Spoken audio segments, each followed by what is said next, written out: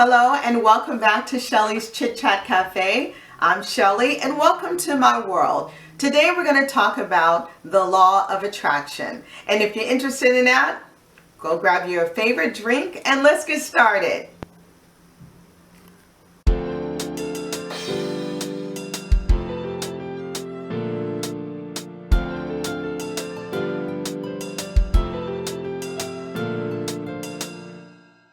I want to give my thanks to everyone who stopped by to chit chat with me. I truly appreciate it. You know, this month is the month of Thanksgiving, and I just want to be really thankful to you, and I am thankful for you for stopping by. I also want to remember those that we have lost through this pandemic, and my heart goes out to you and your family. I hope all is well for everyone else. And let's just get started with this. I'm so excited, I don't even know where to start. But I'm getting ready to take a journey, and I want you to follow me on this journey so that you can hold me accountable. I figure if I do this, that I'll have someone to hold me accountable, and that would be you, the viewer. And so today we're going to talk about a subject that is like practice with thousands, maybe even millions of people over decades and centuries, and it's called the law of attraction. Now, I have to say, first of all, that I am a minister, so there's some things that I want to show you about the law of attraction in a more spiritual way. That's number one. Number two, it's going to take me a minute to, go through it, so I'm going to take it really slow. I have my notes here, and so that's going to take me a little slow because I don't see very well. I'm legally blind, but I can read it. I wrote it in dark ink, so just bear with me with that. But I am so excited. So let's get started with the law of attraction. First of all, I want to say that the law of attraction has been around for centuries, and is been repackaged or redone over and over. And I have a scripture that goes with that. It's in Ecclesiastes chapter 1, verse 9. And this is the International Version. And this says, "What has been will be again. What has been done will be done again. There is nothing new under the sun." I know you've heard that before, and if you haven't, yes, there's nothing new under the sun. So although the law of attraction, that study and that practice has been around for centuries, it has gotten a lot of its roots biblically from the spiritualness of God, the spiritualness of His creation. And so we're going to look at it in a different way, and hopefully this will help you as it helps me on my journey. So instead of calling it the law of attraction, we're going to say it's called faith in action. Now, what is faith? So people always say, what is faith? And we heard the scripture in Hebrews chapter 11, verse 1, and this is the King James Version. It says, "Now faith is a substance of things hoped for, the evidence of things not seen." So I wanted to break that down.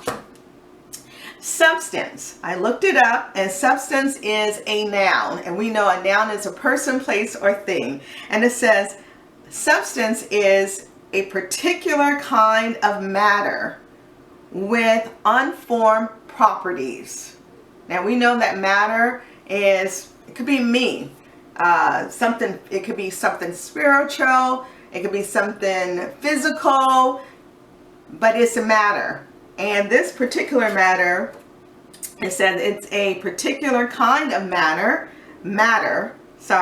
with unformed properties. That means it hasn't been formed. This is a substance that hasn't been formed yet, right? But the scripture says again, now faith is the substance of something that hasn't been formed. Right? Faith is the substance of things that we hope for, and the evidence of things not seen. Haven't even seen it, but we have faith that it's going to happen. And the thing of things that have not seen. Things is a noun as well. and it's an object that one need not, cannot, or does not wish to give a specific name. So have you been in a conversation with people and they say, remember that thing? And it's like, well, what is, yeah, and you just go on, yeah, because you probably know what they're talking about. When I was raising my kids, I hate that word. When there is a name for something, they go, oh, Mom, can you get that thing? I'm like, what is the thing? And then they would have to come up with what it is that they want, to give it a name to it. It's just giving a name to something. So let's move on. In the law of attraction, it is said that you attract things or people or opportunities when you hit a certain level of vibration. That means a certain level of mindset. And I looked at the different mindsets that we have to get to in order to achieve certain things that we want. It starts on the low vibration, which is guilt. And it moves up to apathy, grief, fear, desire, anger, pride, courage, neutrality, acceptance, reason, love, joy, peace, and enlightenment. So you move up these different levels in order to attract. Now, I remember having a conversation with my mother. My mother used to always tell me, you attract people in your life where you are, where your mindset is, what your beliefs. And if you have people in your life that are toxic, you have to kind of think back. What am I putting out there? What am I giving out that is attracting these people into my life? That is something to really, really think about. And we as Christians, or we as people who want to pray and ask God for certain things. For instance, you can say, oh, Lord, help me to be rich, right? Okay, but what does that mean? That's almost like telling God, okay, Lord, I want to be rich, but he wants to know, why do you want to be rich? What are you going to do with that? In James, there's a scripture. Let me find it. In James chapter 4, verse 3, and it's in the NIV version. It says, when you ask, you do not receive because you ask with wrong motives.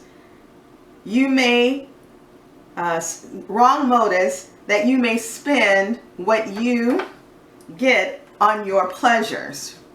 So we ask with wrong motives. Like, why are we asking these things, right? So when you are asking God something in faith, or you using the law of attraction to attract what you want, you really have to be mindful of what it is that's motivating you to, get those things, desire that person. Is the motivation that you can show off? Is the motivation so that people think better of you? Is it motivation so you can say, haha, look what I have and you don't? Got to think about those motivations before you can even move on. So I'm not going to spend too much time on this because there's part A, which we're doing, part B, part C, part D, and I'm going through this active law of attraction, and I have things that I desire in my life, and I'm sure you have things that you desire in your life. So let's go back and recap what we're talking about. We're talking about faith in action, which is wrapped up again, being used again as the law of attraction. Then we have to look at what are we praying about? What it is that we're desiring. You may desire, yes, to be rich, but why? You may desire to lose weight, but why? So you have to know what your motivations are. And then we have to take those in and start thinking about, what is my motivation for what I'm asking? Because sometimes our motivation is we're saying these things and we really don't mean it. We asking God for certain things, and then we'll turn around and ask him, and then we'll do something else that just contradicts what we just asked. So we have to really, really kind of hone down. And the reason why I know that is because I had to think about me. I've asked God for certain things, and then I noticed that when I sat down and really kind of take inventory of what I am asking God, or what I have asked God, and wondering why it hasn't manifested. Why? Because I have already moved on from that. I've asked him something, and then I moved on, and then I moved on to something else, and then guess what? It's letting him know that you really don't want it. But if you want it, you work for it. If you want it, you will move towards that, what you want. That would be in your mind. So just think about this. Faith is a substance of things hoped for, the evidence of things not seen. Know what your motivation of why you want certain things. You got to know the motivation. Is it going to really help you? Is it going to really help your family? Is it going to really help mankind? Because we are a community of people. There is not one person who is an island unto himself. So what affects me, or what I desire to have, or what I want to come into my life, is going to affect someone else.